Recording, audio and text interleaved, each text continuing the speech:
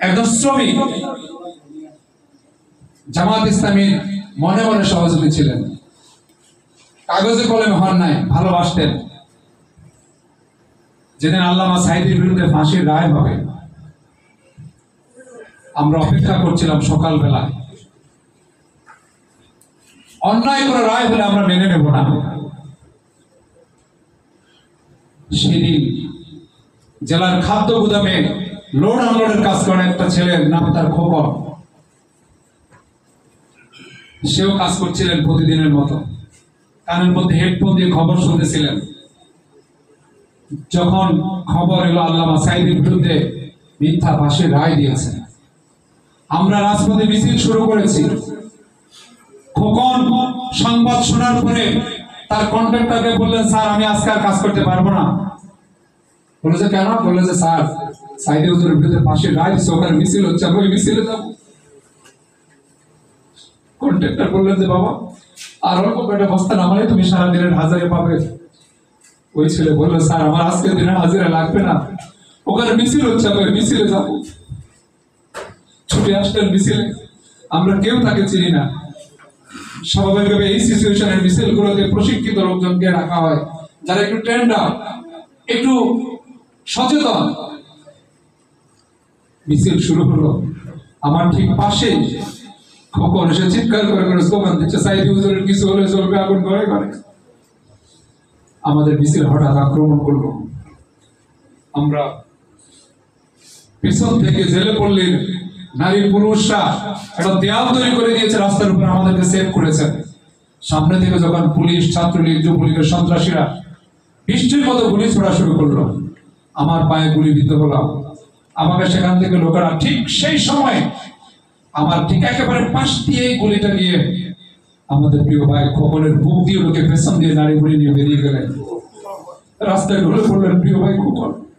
এখনো চোখের সামনে সেই লাশটা ভাসছে। গুরু জয় করে দিলে যেভাবে রক্তাক্ত হয়, সেভাবে রক্তাক্ত হলেন রাজপথ।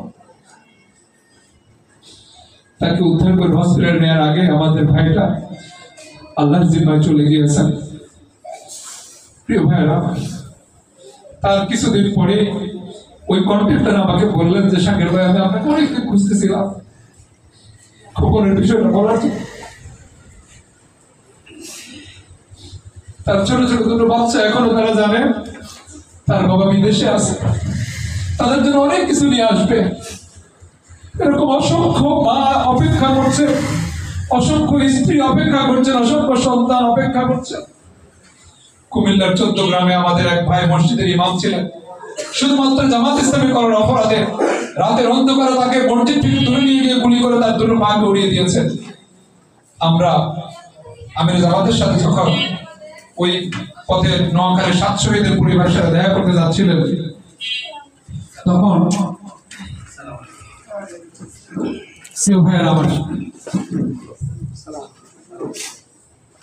আমাদের প্রধান মেহমান চলে এসেছেন। আমি খুব সংক্ষেপে শেষ করে দিচ্ছি। সম্মানিত ভাইয়েরা, আমরা যখন ওখানে গেলাম সবাই দাঁড়িয়ে আছে। কাছে গিয়ে সে ভাইটার বুকের সাথে বুক মেলালাম। ভাইকে জিজ্ঞাসা করলাম, ভাই আপনার দুটো পা নেই?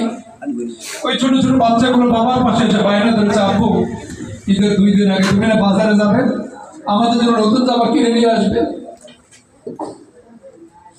বাবা সান্ত্বনা দিচ্ছে, না বাবা আমি বাজারে যাবো, বাবা সাইকেল চালিয়ে বাজারে যাবো, তোমাদের জন্য নতুন জামা কিনে নিয়ে আসবো। কিন্তু সন্তান এটা বোঝার এখনো শক্তি হয় নাই যে বাবা এখন আগের মতো সাইকেল চালাতে পারে না।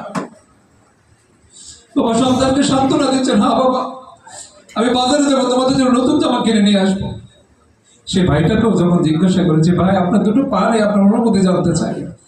ভাইটা হেসে দিয়ে বললেন, আমি গর্বিত এজন্য, আমি আমার আল্লাহর পরত্বের স্লোগান দেওয়ার অপরাধে আমি আমার দুটো পা হারিয়েছি। কালকে আমাদের ময়দানে রব্বুল আলামিন যদি আমার এই কাটা পায়ের বিনিময়ে আমাকে মাফ করে দেন,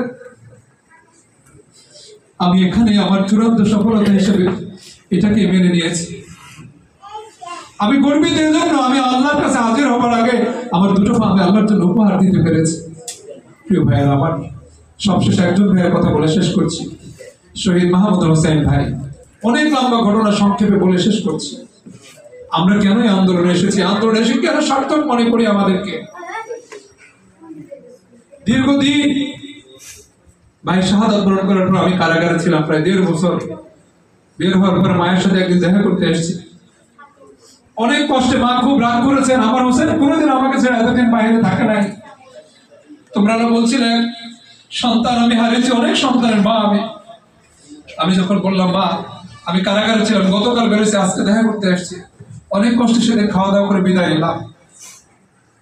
একদিন প্রায় 4-5 মাস পরে রাত 3টার সময় আমার ফোনটা বেজে উঠলো। ফোনটা হাতে নিয়ে দেখি শহীদের মায়ের ফোন। সালাম দিয়ে জিজ্ঞাসা করলাম যে মা এত রাতে ফোন দিয়েছেন, কোনো বিপদ হলো কিনা? ও পাশ থেকে জবাব, না বাবা কোনো বিপদ হয়নি, আমার হুসাইন এসেছিল, আমার হুসাইন এসে আমাকে ঘুম থেকে জাগিয়ে দিয়েছে, বলো যে মা ওঠো, তাহাজ্জুদ পড়ো, আমার জন্য দোয়া করো, আমি অনেক ভালো আছি মা, শুধু তুমি কান্না করো না মা, তোমার কান্নাটা আমার সহ্য হয় না, তুমি কাঁদলে আমি অনেক কষ্ট পাই। মা বললেন বাবা আমি চিন্তা করছি আমি একা নামাজ পড়বো, তুমি ওঠো একটু তাহাজ্জুদ পড়ো, আমার কলেজের টুকরোটার জন্য একটু দোয়া করো। প্রিয় ভাইয়েরা আমার, সেদিন কাফেলার প্রতি, আন্দোলনের প্রতি এত মজবুত ভালোবাসা তৈরি হয়েছে যে কাফেলার একজন ভাই শাহাদাত বরণ করার পরে রাতের আধারে তার মাকে ঘুম থেকে জাগিয়ে দেয়, মা উঠো তাহাজ্জুদ পড়ো, আমি অনেক ভালো আছি, আমার জন্য দোয়া করো। আমরা এরকম একটা আন্দোলনের কর্মী হতে পেরেছি, সহযোগী হতে পেরেছি, এই জন্য আমরা গর্ববোধ করি। প্রিয় ভাইয়েরা আমার, এত রক্ত এত ত্যাগের বিনিময়ে আমরা একটা পরিবেশ পেয়েছি। আমরা চাই মায়েদের আহাজারি আত্মনাদ এখনো আকাশ বাতাস বাড়ি হয়ে উঠছে। আলাকুম লা তুকাতিলুনা ফি সাবিলিল্লাহ ওয়াল মুস্তাদআফিনা মিনার রিজাল ওয়ান নিসা ওয়াল বিলদান আল্লাযিনা ইয়াকুলুনা রব্বানা আখরিজনা মিন হাযিহিল ক্বরিয়াতি যালিমা আহলুহা ওয়াজআল লানা মিন লাদুনকা ওয়ালিয়্যান ওয়াজআল লানা মিন লাদুনকা নাসীরা। তোমাদের কি হলো? তোমরা কেন লড়াই করছো না, সংগ্রাম করছো না? অথচ অসহায়, বঞ্চিত, নির্যাতিত, নিষ্পেষিত নারী পুরুষ, আবার বৃন্দাবনে আল্লাহর কাছে ফরিয়াদ করছে, আর্তনাদ করছে, আল্লাহ আমাদেরকে জালেম শাসক থেকে নিষ্কৃতি দাও, জালেম অধ্যুষিত এলাকা থেকে বের করে নাও, সন্ত্রাস চাঁদাবাজ থেকে আমাদেরকে মুক্তি দাও, নচেত আমাদের জন্য এমন করে সাহায্যকারী পাঠাও যাদের কাছে আমাদের ইজ্জত, আব্রু, সম্পদ, সম্মানগুলো নিরাপদ থাকবে। সেরকম একটি সমাজ আমরা চাই না?